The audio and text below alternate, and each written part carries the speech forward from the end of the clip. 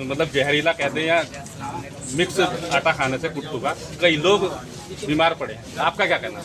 देखिए, ये बड़ा दुखद मामला है। मुझे सूचना मिली तो मैं खुद आया अस्पताल में देखने के लिए। बहुत सारे लोग परेशान हैं और उनकी संख्या 200 से ज़्यादा होगी पूरे अस्पताल में। वही है, हम भी जानते हैं कि अस्पताल में उस तरह की जो है बेड की व्यवस्था नहीं है। बहुत बड़े पैमाने पे एक बेड पे 2-2, 3-3 लोग करके कोशिश कर रहे हैं डॉक्टर कि उनको अच्छा ट्रीटमेंट मिल जाए, लेकिन मैं सिर्फ इस बारे में नहीं सोचा। अभी मेरा ध्यान इस तरफ है कि उनको बेटर ट्रीटमेंट मिले और वो स्वस्थ हो जाए, लेकिन मेरा ध्यान इस तरफ भी है कि इतनी बड़ी घटना जो घटी है ये किसकी लापरवाही की वजह से घटी। इतने बड़े पैमाने पे नवरात्रों का त्यौहार है, बहुत बड़े पैमाने पे लोग कुट्टू के आटे का इस्तेमाल कर सकते हैं। एक बहुत बड़ी घटना हो सकती थी, हमने कई सारी घटनाएं देखी हैं, कई लोगों की जान गई है। तो ये लापरवाही किसकी वजह से हो रही है? वो जगह जहाँ से आटा लिया गया उसका जो है उसका भी सैंपल लिया जाए कि ऐसी क्या है। जैसा मैंने डॉक्टर से बात किया, उनको लगता है, आइडिया है, कन्फर्मेशन नहीं है कि हो सकता है वो जो दवाई रखते हैं उसको बचाने के लिए, सेफ रखने के लिए, वो शायद वो उसके साथ पिस गई है।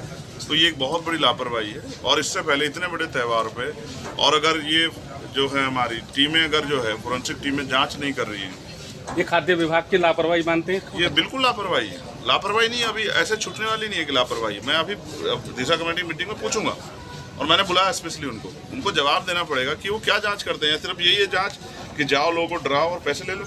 अच्छा सांसद जी, इससे पहले भी कई बार मतलब ये नवरात्र के टाइम पे होता है, इसके बावजूद भी जिला प्रशासन द्वारा इसको लेकर कोई ध्यान नहीं दिया जाता। ये घोर लापरवाही है। पहले मैं नहीं था, लेकिन अब मैं हूँ।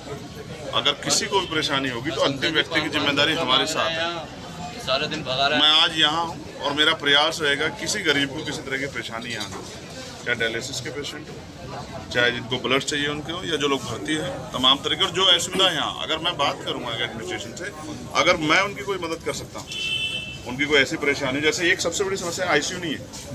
अगर डिस्ट्रिक्ट हॉस्पिटल में आईसीयू नहीं है और आईसीयू की जरूरत होगी तो कहाँ जाएगा? मेडिकल कॉलेज बन गया सांसद जी है, और मेडिकल कॉलेज बनने के बाद आईसीयू नहीं आया तो आप समझिए ना, फिर प्राइवेट में जाना पड़ेगा तो गरीब की जेब कटेगी ना। तो चिंता देखो, सक्षम लोग कर सकते हैं, मैं कर लूँगा, लेकिन गरीब कहाँ जाएगा? तो उसको भी तो अच्छा, अगर बीमार होने पे सांसद जी आपने बीमार होने पे उसको भी तो अच्छे इलाज का अधिकार है नहीं, उसकी जीवन रक्षा जरूरी है नहीं। तो ये इंपॉर्टेंट इशू। मुख्यमंत्री जी बहुत कहते हैं, अब जानना ये है कि मुख्यमंत्री जी वहाँ सिर्फ मीडिया को कहते हैं कि ज़मीन पर भी कुछ उसका असर होगा। और एक बहुत बड़ी घटना है, 4 दिन से एक बच्ची जिसके साथ जो नाबालिग है 14 साल की, इसने रेप की एफआईआर दर्ज कराई है और हुई है एफआईआर, लेकिन 4 दिन से उसका मेडिकल नहीं हुआ है। मैंने एसएचओ से भी बात की है, मैंने डॉक्टर से बात की, इनको पता ही नहीं इतने बड़े विषय का।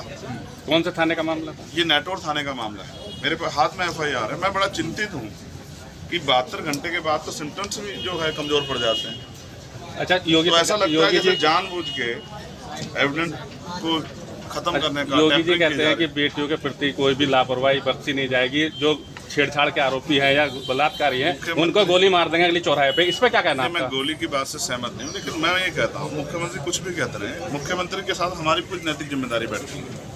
अगर लोकल एडमिनिस्ट्रेशन नहीं कर रहा तो कुछ हमें भी करना चाहिए। ऐसा नहीं कि मुख्यमंत्री के भरोसे छोड़ दें।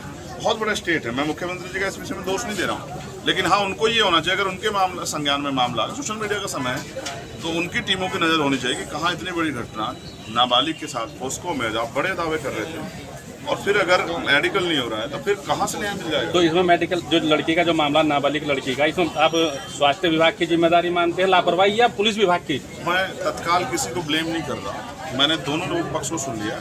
मैं शाम तक इसकी इंक्वायरी कराऊंगा और उसमें जो भी दोषी होगा उसके लिए मैं खुद रिकमेंड करूँगा लिखूँ। मैं सिर्फ मेंबर ऑफ पार्लियामेंट नहीं हूँ, मैं मेंबर ऑफ पार्लियामेंट के साथ साथ SC/ST वेलफेयर कमेटी का मेंबर भी, और उसके साथ साथ में होम अफेयर्स का भी कमेटी और स्टैंडिंग कमेटी पार्लियामेंट की। तो मैं मेरी जांच का दायरा ठीक है, मैं करा सकता हूँ। तो मैं लापरवाही को छोड़ने वाला नहीं। मैं गरीबों के लिए, कमजोरों के लिए, किसान मजदूर, तमाम तरह से जो जिनको जरूरत है उनके लिए हम लोग खड़े हैं और इसलिए उन्होंने हमें चुना। ऐसा नहीं कि हम दफ्तर में आराम से बैठे वो लोग यहाँ तड़प अस्पतालों में, ये नहीं होगा। हम लोग लड़ेंगे उनके लिए।